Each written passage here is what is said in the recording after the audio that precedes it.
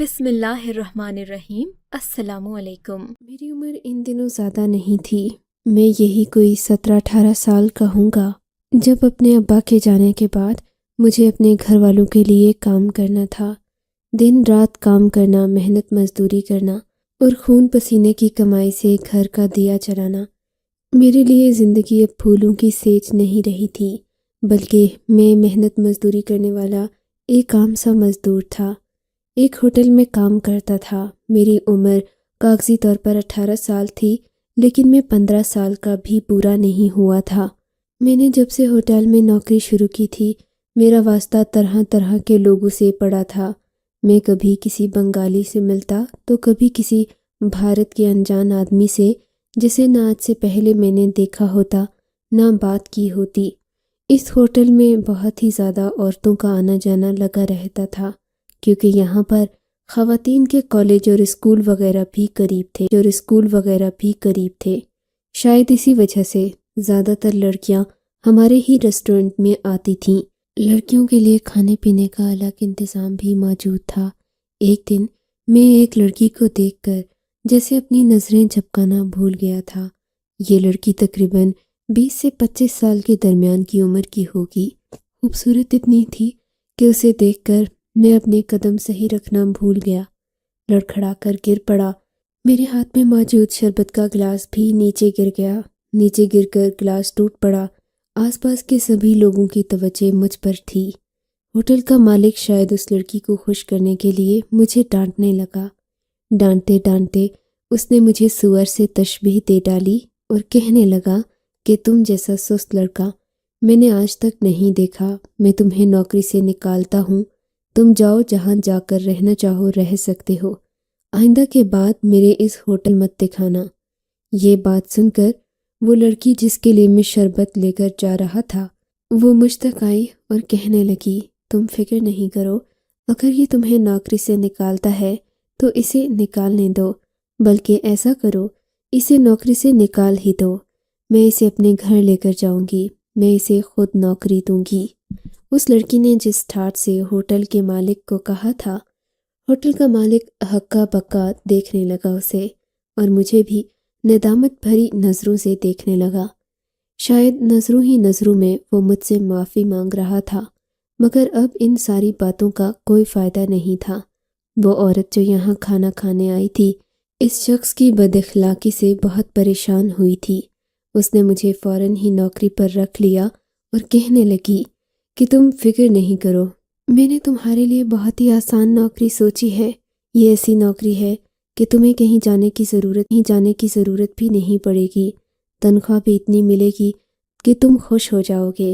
میرے گھر میں تمہیں اس سے 10 گنا زیادہ تنخواہ ملے گی۔ یہ سن کر میری تو باچیں کھل گئیں۔ اس لمحے مجھ معصوم نے یہ نہیں سوچا کہ آخر مجھے کس بات کی اتنی زیادہ تنخواہ دی جائے گی، جبکہ میرے پاس نہ کوئی ہنر ہے، نہ ہی کوئی خاص تعلیم۔ میں تو بس ہوٹل میں برتن ہی دھو سکتا تھا یا زیادہ سے زیادہ مہمانوں کو لا کر کھانا پیش کر سکتا تھا۔ وہ پیش کرتے ہوئے بھی مجھ سے غلطی ہو گئی تھی۔ میں نے اس وقت خوشی میں یہ بات نہیں سوچی، پر میں کیا جانتا تھا کہ یہ میری زندگی کی سب سے بڑی الجھن بن جائے گی۔ اسی شام مجھے وہ مالکن، یعنی نئی مالکن جس نے مجھے اپنے گھر میں کام دینا تھا، اپنی بڑی سی گاڑی میں بٹھا کر وہاں سے لے گئی۔ ہوٹل کا سارا سٹاف مجھے حسرت بھری نظروں سے دیکھ رہا تھا، کیونکہ سننے میں آیا تھا کہ جو لڑکی مجھے اب جا رہی ہے وہ یہاں کے سب سے امیر آدمی کی بیٹی ہے۔ میری تو زندگی میں جیسے بہار سی آ گئی تھی۔ ایک گرم ہوٹل کے کمرے سے اٹھ کر ٹھنڈی اے سی والی گاڑی میں بیٹھنا میرے لیے کسی خواب سے کم نہیں تھا۔ ہم لوگ گھر پہنچے۔ میں سمجھا کہ یہاں بھی مجھے آلو پیاز ہی کاٹنا ہوں گے، پر ایسا نہیں ہوا۔ جب ہم لوگ یہاں پہنچے، میں نے دیکھا اس گھر میں پہلے ہی نوکروں کی ایک فوج موجود تھی۔ یہ وہ نوکر تھے جو کہ یہاں پہلے سے نوکری پر رکھے گئے تھے۔ مجھے یہ دیکھ کر ایسا محسوس ہوا جیسے مالکن نے مجھے ترس کھا کر نوکری پر رکھا ہے، اور یہ بھی کہ میں یہاں بس اپنے حصے کی روٹیاں توڑنے کے لیے آیا ہوں، ورنہ تو میرا یہاں کوئی کام نہیں بنتا۔ مالکن نے مجھ سے کہا کہ تم کوارٹر میں جا کر بیٹھو، میں تم سے کل صبح بات کروں گی۔ میرے ذہن میں بہت سارے اندیشے تھے۔ میں نے یہی سوچا کہ مالکن مجھے ترس کھا کر یہاں لے جانے کے بعد میں نے اپنے ساتھی ملازم سے بات چیت کرنے کا سوچا۔ میں نے دل میں تہیہ کر لیا کہ میں اس سے یہ بات نکلوا کر رہوں گا کہ آخر مالکن مجھے یہاں لے کر کیوں آئی ہے، اس کا کیا مقصد ہے، کیا وہ مجھے ترس کھا کر لائی ہے تاکہ مجھے نوکری دے سکے اور میرے گھر والوں کا پیٹ بھی بھرتا رہے۔ کچھ لوگ ایسے بھی ہوتے ہیں جو انسان کو صرف اور صرف انسانیت کی وجہ سے اپنے گھر کام پر رکھ لیتے ہیں۔ لیکن میں اپنے ساتھی ملازم خالد کے منہ سے یہ سن کر حیران رہ گیا کہ مالکن تو بہت سخت طبیعت کی مالک ہے، اور یہی نہیں بلکہ اس کے گھر والے بھی بہت زیادہ سخت ہیں۔ وہ کسی غیر ضروری ملازم کو برداشت ہی نہیں کرتے جب تک کہ مالکن اس کی سفارش نہ کرے، اور مالکن بلا وجہ کسی کی سفارش کرے یہ ہو ہی نہیں سکتا۔ خالد کی باتیں سن کر میں سہم گیا تھا۔ زیادہ تنخواہ پر مجھے نوکری دی ہے، اس کا مطلب یہی ہے کہ وہ مجھ سے کام بھی زیادہ لے گی۔ مگر اگلے دن میری حیرت کی انتہا نہ رہی جب مجھے مالکن نے اپنے کمرے میں بلانے کی بجائے بہت ہی مرغن قسم کا کھانا میرے کمرے میں بھجوایا۔ وہ کھانا میں نے زندگی میں پہلی بار کھایا تھا۔ اتنا لذیذ اور اتنا مزیدار کھانا۔ ہوٹل میں تو ہزاروں قسم کے کھانے پکتے تھے، پر وہ وہاں آنے والے مہمانوں کے لیے ہوا کرتے تھے۔ مجھے تو آج تک اس میں سے ایک نوالا بھی کھانا نصیب نہیں ہوا تھا۔ ہمارے لیے جو کھانا بچتا وہ بہت سادہ ہوتا تھا، اس میں کسی قسم کی کوئی آسائش نہیں ہوتی تھی، بس پیٹ بھرنے کے لیے ہمیں کھانا دیا جاتا تھا۔ لیکن آج جو کھانا میں کھا رہا تھا وہ دنیا کا سب سے پرتعیش کھانا ہوگا۔ اسے کھا کر میرا پیٹ بھر گیا اور مجھے نیند ایسے آئی جیسے کہ میں نے نیند کی گولی کھا لی ہو۔ میں تو یہ سمجھنے لگا کہ میں نے واقعی میں نشہ کیا ہو۔ مجھے اتنی گہری نیند آ گئی۔ جب میری آنکھ کھلی تو صبح فجر کی اذانیں ہو رہی تھیں۔ میں گھبرا کر اپنے بستر پر اٹھ بیٹھا۔ میرے دل میں پہلا خیال اپنی مالکن کا آیا۔ میں سوچنے لگا انہوں نے شاید مجھے کھانے کے بعد کام پر بلایا ہو یا مجھے کام کی تفصیلات بتانی ہوں، لیکن میں سست اور بھوکا کھانا کھاتے ہی سو گیا۔ انہوں نے میرے بارے میں کتنا غلط سوچا ہوگا۔ لیکن جب میں اپنے کمرے سے باہر آیا میں نے دیکھا پورا بنگلہ سو رہا تھا۔ مجھے حیرت ہوئی کہ یہاں پر نماز تو کوئی بھی نہیں پڑھتا سوائے اس بوڑھے چوکیدار کے جس نے رات بھر جاگنا ہوتا ہے۔ میں اپنے کمرے میں واپس آ گیا۔ میں نے بھی اپنے کمرے میں ہی نماز ادا کی۔ اس کے بعد میں ابھی ان سوچوں میں گم ہی تھا کہ کمرے کا دروازہ کھلا۔ ایک اور ملازم انتہائی خوبصورت ٹرے میں سجا کھانا لے کر کمرے میں داخل ہوا اور اس نے مجھے ناشتہ پیش کیا۔ مجھے لگ رہا تھا کہ میں اس محل میں نوکر نہیں بادشاہ بن کر آ گیا ہوں۔ اتنی خدمت کسی ملازم کی تو نہیں ہوتی۔ میں نے دل میں ایک بار پھر یہی سوچا اور خیال آنے لگا کہ کیا پتہ مالکن کو مجھ سے کیا کام ہو جو میری اتنی خدمتیں کی جا رہی ہیں۔ کہیں مجھ سے اپنے لیے جان ہی نہ مانگ لے۔ مجھے بہت سارے قصے کہانیاں یاد آنے لگے جس میں مالک اکثر اپنے ملازموں کی جان لے لیتے ہیں، لیکن میری جان لے کر کوئی کیا کرے گا؟ میں نے دل میں سوچا اور پھر اس خطرناک خیال کو جھٹک دیا۔ ناشتہ کرنے کے بعد میں اس آدمی کے منہ کی طرف دیکھنے لگا کہ شاید اب یہ مجھے کوئی کام بتا دے، کیونکہ مجھے یہاں آئے ہوئے دوسرا دن تھا، اور جیسا کہ میں نے سنا تھا میری مالکن بہت سخت تھی۔ وہ بلا وجہ کسی بھی آدمی کو نوکری پر نہیں رکھتی تھی۔ اب اسے مجھ سے کوئی کام لینا تو چاہیے تھا، لیکن ناشتہ دینے کے بعد وہ آدمی وہاں سے چلا گیا۔ اب میں اپنے کمرے سے باہر نکلا۔ سب لوگ اپنے اپنے کاموں میں مصروف تھے۔ میں نے ایک آدھ آدمی سے بات کرنے کی بھی کوشش کی، پر کسی نے مجھے خاطر خواہ جواب نہیں دیا۔ تب میں پہلے والے لڑکے خالد کے پاس گیا۔ اس سے میں نے کہا کہ خالد، مجھے خدا کے لیے یہ تو بتاؤ کہ مالکن نے مجھے اس محل میں کیوں رکھا ہوا ہے؟ اگر میرا کام نہیں ہے تو میرے یہاں آنے کا مقصد کیا ہے؟ میری بات سن کر خالد نے پہلے ادھر ادھر نظریں گھمائیں اور پھر مجھے انتہائی ڈرانے والے انداز میں کہنے لگا، آج تو تم نے یہ بات کر دی ہے دوبارہ یہ بات منہ سے مت نکالنا۔ مالکن کو اپنے بارے میں کوئی بھی منفی بات پسند نہیں ہے، چاہے وہ ان کے اچھے رویے کے بارے میں کیوں نہ ہو۔ کوئی انہیں روکے ٹوکے وہ اس بات کا سخت برا مناتی ہیں۔ اس لیے تم بھی چپ چاپ بیٹھے رہو، بس اس دن کا انتظار کرو جب مالکن خود تمہیں حکم دیں گی۔ بلا وجہ اپنے آپ کو مصیبت میں مت ڈالو۔ اگر ایسے کرو گے تو تمہاری نہ ہی کوئی قدر ہوگی اور نہ یہاں تم زیادہ دیر ٹک سکو گے۔ بس مالکن کی تابع داری کرو، اس کے بدلے میں تمہیں جو ملتا ہے اسے قبول کر لو۔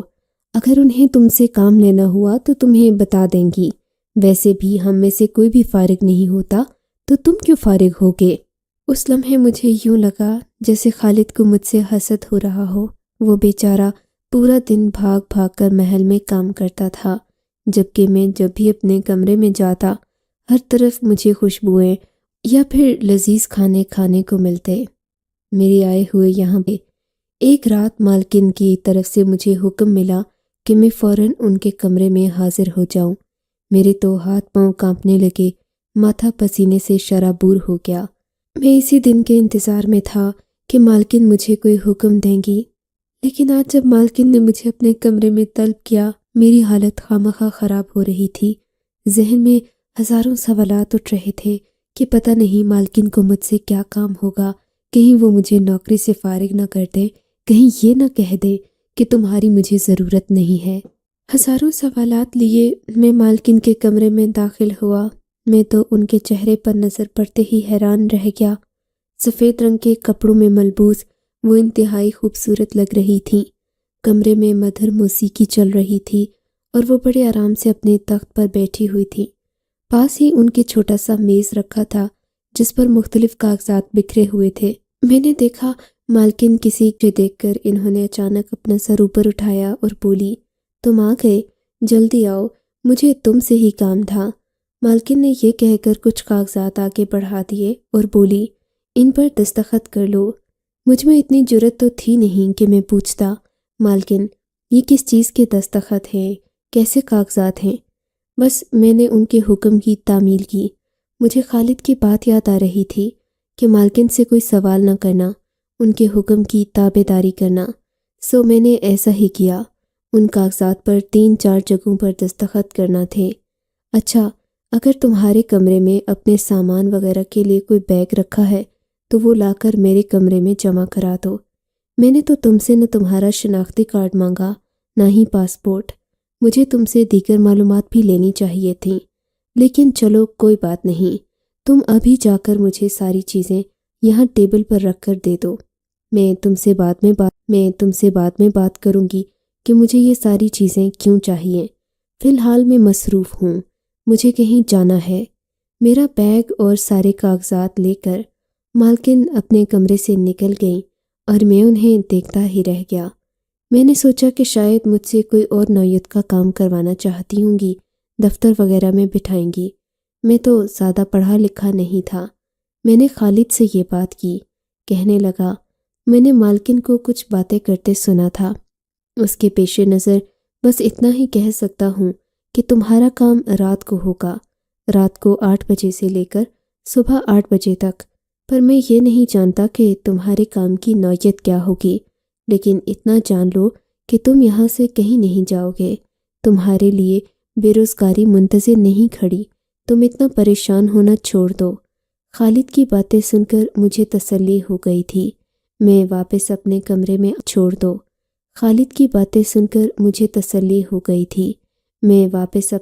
میں آ گیا۔ رات کا انتظار مجھے بھی تھا۔ رات 8 بجے تک کا وقت میں نے کیسے گزارا یہ میں ہی جانتا ہوں۔ 7 بجے کے قریب ایک ملازم میرے کمرے میں داخل ہوا۔ اس کے ہاتھ میں معمول کی طرح ایک ٹرے رکھی ہوئی تھی۔ کہنے لگا، کھانا نوش کر لو، ہم ملازموں کو تو اور طرح کا کھانا ملتا ہے، لگتا ہے تم کوئی خاص ملازم ہو، اسی وجہ سے تمہیں ہر طرح کی مرکن غذائیں کھلائی جاتی ہیں۔ میں حیران اور ہکا بکا ہو کر اس کا منہ دیکھنے لگا۔ میں تو ایک ان پڑھ 16-17 سال کا لڑکا تھا۔ میرے پاس کوئی ہنر نہیں تھا کہ مالکن مجھ پر اپنی کرم نوازیاں کرتی۔ لیکن بس جو بھی تھا مجھے اللہ کا شکر ادا کرنا تھا۔ میں نے وہ کھانا کھا لیا۔ اس کے بعد مالکن کے حکم کا انتظار کرتے کرتے نہ جانے کتنی دیر مزید گزر گئی۔ اس کے ہاتھ میں لال رنگ کا ایک مشروب تھا۔ کہنے لگا کہ میں تمہارے لیے مشروب لے کر آیا ہوں۔ میں نے کہا میں مشروب نہیں پیتا۔ اس نے گرجدار آواز میں کہا یہ مالکن نے بھیجا ہے، حلال مشروب ہے، ہم بھی کوئی کافر نہیں ہیں۔ مالکن کا حکم ماننے سے انکار کرنے کی جرت دوبارہ مت کرنا، ورنہ تم یہاں سے جاؤ گے، نوکری سے بھی اور اپنے کام سے بھی۔ بہتر ہے کہ آئندہ منہ سے ایک لفظ بھی نہ نکلے۔ اس کی بات سن کر میں حیران ہو گیا۔ مالکن نے کیا مجھے تنخواہ کے عوض خرید لیا ہے؟ دل میں سوچا ہاں، میری اوقات ہی کیا ہے، خرید بھی لیں تو میرے لیے خوش قسمتی ہی ہے۔ یہ سوچ کر میں نے وہ سارے کا سارا شربت پی لیا۔ اس کے بعد میں سو گیا۔ جب میری آنکھ کھلی تو مجھے کچھ عجیب سا محسوس ہو رہا تھا، مگر میں نے زیادہ غور نہیں کیا۔ اٹھنے پر آج مجھے بیکار محسوس نہیں ہوا۔ مالکن نے فوراً مجھے اپنے کمرے میں بلایا۔ میں نے دیکھا ان کے چہرے پر بے پناہ خوشی تھی۔ مجھے دیکھ کر کہنے لگیں مجھے یقین نہیں آتا کہ مجھے اتنا زبردست اور اتنا تابع دار ملازم مل گیا ہے جو میری سب سے بڑی پریشانی دور کر دے گا۔ اب مجھے کوئی گلہ شکوہ یا پھر کوئی پریشانی نہیں رہے گی۔ تم میرے بہت کام کے آدمی ہو، میں ہمیشہ تمہیں اسی طرح رکھوں گی۔ جتنے پیسے چاہیے تم اپنے گھر والوں کو بھیج دینا، اور ہاں، اب اپنی صحت کا خاص خیال رکھنا۔ تم اس شہر کے سب سے امیر گھر کے سب سے خاص ملازم ہو۔ میں نے اپنے شوہر کو بھی تمہارے بارے میں بتایا ہے، وہ بھی بہت خوش ہیں۔ تمہاری ملازمت کرنے سے ہم دونوں کی زندگیاں آسان ہو گئی ہیں۔ میں مالکن کی بات سن کر ہکا بکا رہ گیا۔ مجھے پہلے ایسا لگتا تھا جیسے مالکن مجھ پر عاشق ہو۔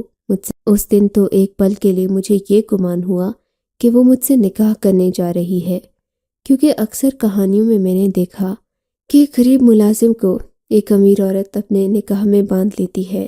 ایسا بہت بار ہوا ہے، لیکن میں اتنا بھی خوبصورت نہیں تھا، سو یہ خیال چھٹک دیا تھا۔ آج جب مالکن نے بتایا کہ وہ شادی شدہ ہے، اس کی تو شادی ہو چکی ہے، تب میں نے کہا کہ نہیں، مالکن میرے لیے ایسا سوچ بھی نہیں سکتی تھی۔ میں بھی کن خوابوں اور خیالوں میں گم رہا، مجھے شرم آنی چاہیے۔ میں نظریں جھکائے کھڑا تھا کہ کمرے میں مالکن کا شوہر بھی داخل ہو گیا۔ اس نے میرا کندھا تھپ تھپایا اور بولا بہت اچھا کام کر رہے ہو تم، ہمیں تم سے یہی امید تھی۔ تمہاری عمر کم ہے، اسی لیے میں اور میری بیوی ہمیشہ تمہیں اس محل میں رکھیں گے۔ تم جب تک ملازمت کرنا چاہو کر سکتے ہو، جوان بھی ہوگے تو ہمارے وفادار رہو گے، سو ہمیں کوئی فکر نہیں کہ تم یہاں جتنے عرصہ رہنا چاہتے ہو رہ سکتے ہو۔ میں یہ بات سن کر حیران ہو گیا تھا۔ میں ڈر کے مارے یہ بھی نہیں پوچھ رہا تھا کہ میں آپ کے کس کام آیا ہوں، میں تو صرف مشروب پی کر سو گیا تھا، اور اگر کوئی ناجائز یا غلط کام ہوتا تو مالکن کا شوہر میرا کندھا کیوں تھپ تھپاتا، مجھے شاباش کیوں دیتا؟ میں اپنے کمرے میں آ کر چپ چاپ بیٹھ گیا۔ خالد سے میری دوستی بڑھ چکی تھی۔ آج خالد خود ہی میرے کمرے میں آ گیا اور مجھ سے پوچھنے لگا کیا بات ہے دوست، تم بڑے پریشان رہنے لگے ہو۔ میں نے کہا کیا کروں، امیر لوگوں کی عجیب و غریب باتیں میری سمجھ میں نہیں آتی۔ اب کیا ہو گیا؟ خالد نے ہنستے ہوئے پوچھا۔ ہونا کیا تھا، آج مالکن نے مجھے اپنے شوہر کے سامنے بلایا اور کہنے لگیں کہ تم بہت اچھا کام کرتے ہو۔ بھلا بتاؤ میں نے کیا کام کیا ہے؟ میں تو کل مشروب پی کر سو گیا تھا، اچھا کام کیا ہے؟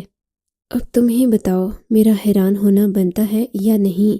ہاں، حیران ہونا تو واقعی میں بنتا ہے، ہم تو یہاں گدھوں کی طرح کام کرتے ہیں۔ خالد نے میری ہاں میں ہاں ملائی۔ تم ایک کام کرو، مجھے لگتا ہے تمہاری ساری ملازمت سوتے ہوئے ہوتی ہے۔ کیا مطلب؟ میں نے چونک کر پوچھا۔ مطلب یہ کہ تمہیں تنخواہ اس بات کی ملتی ہے کہ تم رات بھر سوتے ہو۔ اب مجھے یہ بتاؤ کہ رات بھر سوتے ہو تو کچھ تو ہوتا ہوگا تمہارے ساتھ جس کی تمہیں تنخواہ دی جاتی ہے۔ اچھا، میرے سونے سے بھلا انہیں کیا ملے گا؟ کوئی نہ کوئی بات ہوگی جس کا مجھے نقصان بعد میں اٹھانا پڑے گا۔ میں اتنی چیزیں کھا پی کر اگر سو بھی جاتا ہوں یہ میری صحت کے لیے اچھا نہیں، لیکن مالکن تو کہہ رہی تھی کہ تم اپنی صحت کا خیال رکھنا، اور ہمارے لیے بھی یہ بہت ضروری ہے کہ تم اپنی صحت کا خیال رکھو۔ میں مالکن کی باتوں کا ذکر کر رہا تھا۔ والد نے مجھ سے کہا کہ تم رات کو سونے سے پہلے اپنی حالت کا اچھی طرح سے جائزہ لے لینا، جب تم صبح اٹھو گے تب بھی اپنی حالت کا جائزہ لے لینا، تب تمہیں معلوم پڑ جائے گا کہ رات کو ایسا کیا ہوتا ہے جس کے تمہیں پیسے ملتے ہیں۔ میں نے کہا یہ بات بھی صحیح ہے، لیکن میں نے اکثر ہی نوٹ کیا ہے کہ میری ٹانگوں میں درد رہتا ہے اور میرے کپڑوں سے عجیب سی بدبو آتی ہے۔ تم کچھ ایسا بتاؤ جو میں نہ جانتا ہوں۔ تم ایسا کرنا کہ کل وہ مشروب نہ پینا جو تمہارے کمرے میں لایا جاتا ہے، اور ایسا کرنا کہ وہ باہر رکھ دینا۔ مشروب کو میں گرا دوں گا اور دوسرے ملازم سے کہہ دوں گا کہ تم نے مشروب پی لیا ہے۔ ہاں یہ بھی صحیح ہے، میں کل رات سونا نہیں چاہتا، دیکھنا چاہتا ہوں کہ مجھے کس بات کی تنخواہ ملتی ہے۔ یہ کہہ کر میں اپنے کمرے میں آ گیا۔ خالد کے بتائے ہوئے پلان کے مطابق میں نے کسی قسم کی کوئی بات چیت نہیں کی، یہاں تک کہ رات کو وہ آدمی آ گیا جو مجھے کھانا دینے آتا تھا۔ میں نے مشروب باہر رکھ دیا۔ اب حسب معمول مجھے رات کے وقت نیند تو نہیں آنا تھی۔ میں اپنی آنکھیں موند کر پھر بھی لیٹ گیا، کیونکہ میں جاننا چاہتا تھا کہ رات میرے ساتھ کیا ہوتا ہے۔ تھوڑی دیر ہی گزری تھی، میں نے آدھ کھلی آنکھوں سے دیکھا ایک کالا، خطرناک اور خوفناک کتا میری جانب بڑھ رہا تھا۔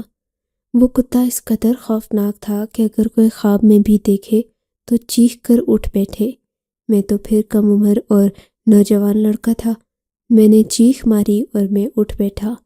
میرے اٹھنے کی دیر تھی کہ وہ کتا گھبرا گیا، وہ بھی کمرے سے بھاگنے لگا، اور پھر ایک آدمی میرے کمرے میں داخل ہوا۔ ساتھ ہی مالکن کی بھی آواز آنے لگی۔ مالکن جلد ہی میرے کمرے میں موجود تھی۔ میں ان کے پاؤں پڑ گیا۔ میں نے ہاتھ جوڑ کر کہا مجھے گستاخی معاف کیجیے گا، لیکن میں اس کالے کتے کو دیکھ کر ڈر گیا تھا، اس لیے میں نے اتنا شور مچایا۔ کوئی بات نہیں، مجھے پتا ہے کہ تم اپنی نوکری کے بارے میں پرتجسس تھے، اسی لیے آج خالد نے تمہیں کہا ہوگا کہ شربت نہ پینا۔ میں اچھی طرح جانتی ہوں، کسی بات سے بے خبر نہیں ہوں۔ اگر تم مجھ سے پوچھ لیتے تو میں تمہیں یوں ہی بتا دیتی۔ اتنے سارے منصوبے بنانے کی ضرورت نہیں تھی۔ دراصل یہ میرا کتا ہے، اس کا نام کورگی ہے۔ یہ معذور ہو گیا تھا، اس کی ایک آنکھ پر غلطی سے تیزاب گر گیا تھا، اسی وجہ سے یہ بیچارہ بہت زیادہ محرومیوں کا شکار رہا ہے۔ اب یہ میرا کتا ہے، اس قدر لاڈلا کہ میں نے اسے شادی سے پہلے ایک پل بھی خود سے جدا نہیں کیا۔